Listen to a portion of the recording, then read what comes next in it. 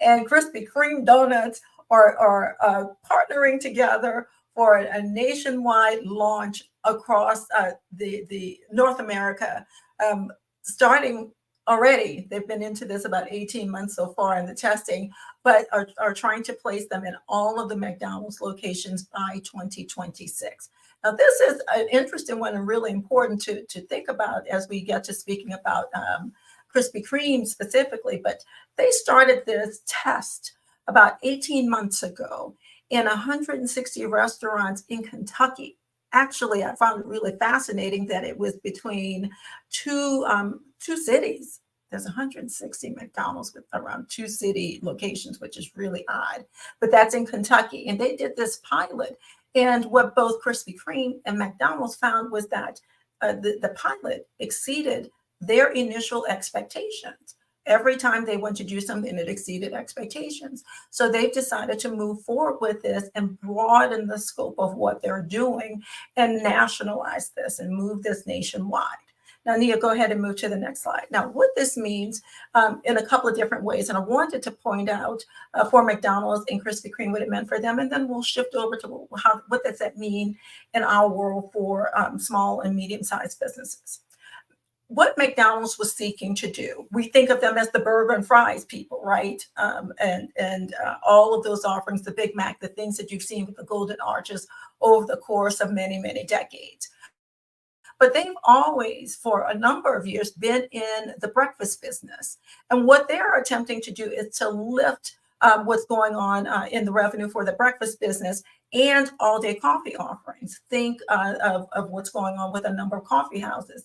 They're open all day long, and McDonald's is seeking to not just affect the breakfast hours, but business hours throughout the day to help to bolster the traffic that's coming through their stores, their restaurants. Now, what Krispy Kreme is looking to do is to change their business model a bit and distribute their goods a bit differently. What they're anticipating with this partnership is a doubling of their distribution that's going to help grow their other partnerships as well. They are not only have their standalone locations, which they've downsized over the last couple of years.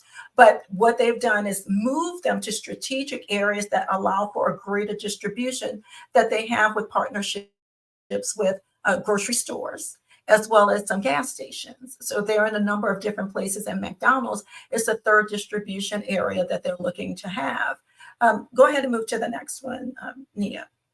What they have found is as they are looking to do this, the moment that this partnership was announced, Krispy Kreme stock grew by 39%.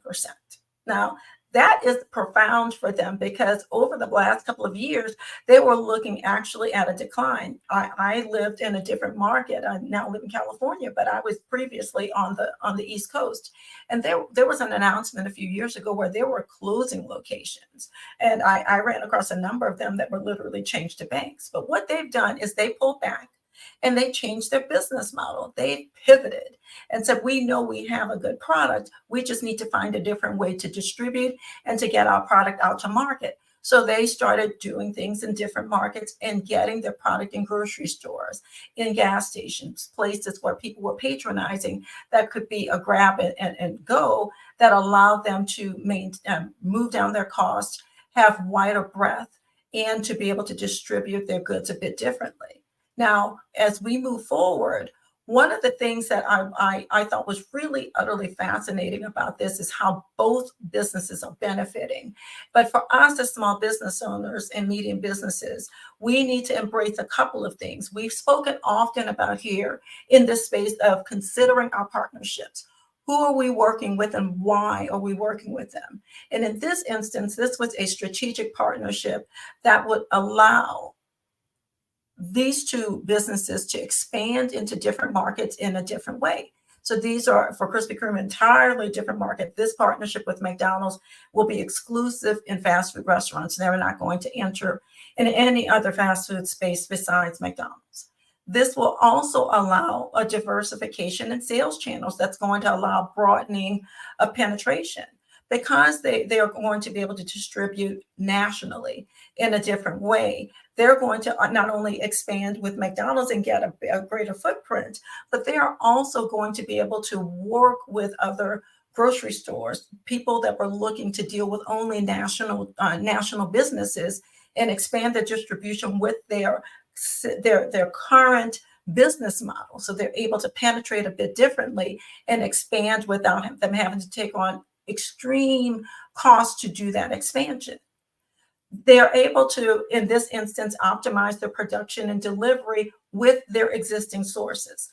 One of the things that Krispy Kreme did when they did the pivot was say, okay, I know we need to downsize, but let's be strategic about those locations so that we're able to then input ourselves and deliver our goods in an easy way that's locally to us, that won't be a stretch for us. And McDonald's, same thing. They are distributing what they have in the breakfast aisle a bit different in their goods, that they're downsizing on the bakery items that they're offering, minimizing what they have, but with somebody that is nationally recognized, that has a brand recognition, along and partner with a product that they're trying to push. Coffee, which is a low cost item that may be sold all day. So there's a companion partnership that's benefiting McDonald's as well. Now, the final two, let's talk about these. It's really important for us as we're considering collaborations with anyone. McDonald's and Krispy Kreme started in their world what is considered small. McDonald's has about I want to say it was about 6,000 locations right now. And by 2027, they're looking to expand by another 900 restaurants. So they're going to be close to 7,000 stores. But what they did was they started with 9 in a test, expanded that 9 to 160. They didn't decide to go nationwide right away. They tested this for 18 months before they decided to expand across the United States. And as they chose to do this, in the test pilot, they refined what that offering was to ensure that it was what the market was seeking and was appropriate for the areas that they were trying to go into in the spaces that they had available. So it's important for you to not just go all in, but to test things and understand that that's appropriate. And finally, on both businesses, it's important for us to understand that we, as well as these large brands, are focusing on what the long-term plan is, focused on the focus. What are you trying to do long-term for you to allow your business to grow in a sustainable, efficient fashion? So make sure that you're able to adapt as the environment and economic conditions dictate, and that you are not putting your business at risk on a decision that wasn't tested, tried and true. Oh, man, these hot topics, we love that. I think I gained 2 pounds throughout your presentation. Just real talk. Just, yeah, I understand exactly what you said, but as I was looking, I was just like, I think I just gained 2 pounds. But no, I love the testing, right? Because that's something we talk about a lot here too. It's when you get to that place of optimization, you start testing things, kind of putting them on the back burner. You're testing them to see where it's going, start getting those metrics. And that test period, they did it for 18 months. And I mean, it is definitely, it's a smart partnership. You know what I'm saying? I think it's a smart partnership. Yeah, this is good stuff. It's definitely so interesting too, when you look at that value, it is McDonald's value, and it's within the CNBC article, is about $201 billion. And Krispy Kreme is like a two. And they service about 6,000 stores. And when they say double McDonald's to get into McDonald's stores, 6,000 that they have, and they said they'll be able to double their bandwidth in order to service the McDonald's stores. So that's 13,000. So I stand down on my initial quote for what McDonald's has. So 13,000 stores that they're going to be able to put their product in, plus improve where they are with grocery stores.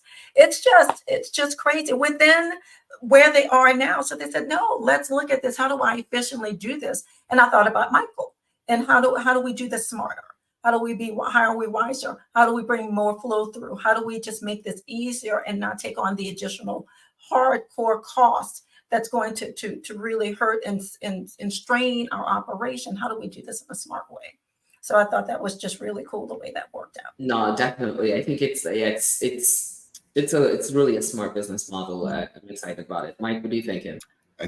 Same thing, excited, to see what's happening here. But this is the second move we've seen in this industry where, as they've been saying, it's an industry where the margins are very thin, right? So they have to do everything they can to maximize that return. So this is a really big move. I understand it. I'm new to the Krispy Kreme, but I understand the draw that it has. I've heard it many times. Cult following. Yeah, that this is crazy, right? Here in Canada, McDonald's biggest competition is Tim Hortons, right? So and they are donuts and coffee. Tim Hortons does a lot of stuff right here. Coffee, he does like they're more that breakfast, that all day breakfast, that kind of thing. So I see exactly what McDonald's is trying to get in, what space they're trying to get into, because especially here, it's that grab and go. So great topic. I can't believe like 39% it drove up their share price. That's insane. Crazy. And I thought they were dying a slow death a few years ago when they were literally closing stores, their locations down. And where I live, it hasn't even been a year, they opened up one here near us. And I remember telling my husband, I find this utterly fascinating that Krispy Kreme is opening up another location, considering where they were before. And now it makes sense because the location is literally across the street from a McDonald's. Across the street from a grocery store. And now that I think about it, I thought about that and I said, yes, Krispy Kreme is in that store. It's also in two others that are in an immediate area. It was utterly fascinating. I said, whoever is on the back end that's running these numbers and did that math, it was a very smart move. It's like, you can shop for us there. Or you don't want to come here, or you want to come here. It's like give me everywhere. It's smart, super smart. And I mean, last time we talked about McDonald's, it was with Crocs. So McDonald's, the partnerships. The partnerships. All right. Well, sorry. I know, I dropped off a second due to technical difficulties, but I love this topic. Truth be told, Michelle stole my topic. I saw this just yesterday and I bookmarked it for my next round at Hot Topics. I'm gonna have to look for another one. But it took me back to the one that I did about the Crocs. And I was like, oh, McDonald's is really, leaning into these partnerships. They're really leaning into these different things. What I like about, or what I found interesting about this, Krispy Kreme, they really have shifted from that business model. Because if you could correct me if I'm wrong, because we don't have that here, and I could only learn about it from what I read. Krispy Kreme's journey, when they started out, was about experiencing the donut, and where you could come and see the donut, and the smell and the feel, and I remember that, right? That was their model. And now you're saying, here, what? Just get our product at these places, and you're now pushing the distribution, and you're kind of shifting away from where you started. So it really is a shift in model and a shift in strategy, because I guess they recognize that in the day, maybe that's not the model that is sustainable right now. So it's about quantity and getting the product out there. That's what I find interesting, because I remember reading the story about Krispy Kreme, and they said that was their differentiator, being able to see the donuts and the smell and the experience of getting the donut. And now you're saying, here, what? We know our product tastes good. Just get it at these locations. Yeah. And they'll give it twice a day, right, Tamara? I think it's twice a day. They put the red light on, and it goes, and that's your signal that they have fresh donuts that are coming out. I think it's 6 in the morning and 6 in the afternoon. And that experience, you're right, because the kids, you can tell, because the parking lot's full on the weekends, in the mornings, and the kids are at the window with their nose to the thing so that they can see the donuts come off the conveyor belt. It's really interesting. But I think they've done a great job of their brand awareness. So being from Trinidad, when I first heard about Krispy Kreme, right, I was just like, what is this thing that I must try? Because people literally say, you've never had a Krispy Kreme donut? So they've already injected and infused the population who's not sharing that with their kids of this experience. I mean, like, it's just sugar on sugar on sugar on sugar. Right? You take it and you be like, some flour and sugar here. And that's why it goes well with coffee. So it's like this thing where you're kind of like, but the feeling, it Krispy Kreme, dare I say, has a Disney feeling to it. And I think, again, anybody from these brands that want to come talk to us, we're happy. Dunkin' Donuts has a little bit more of you can get your quick coffee and donut. So Krispy Kreme has already like infiltrated with that feeling, and people just pass it over now too, so they've done a great job with that brand awareness piece. So I think pivoting the model actually makes sense because people already know, they tell the stories.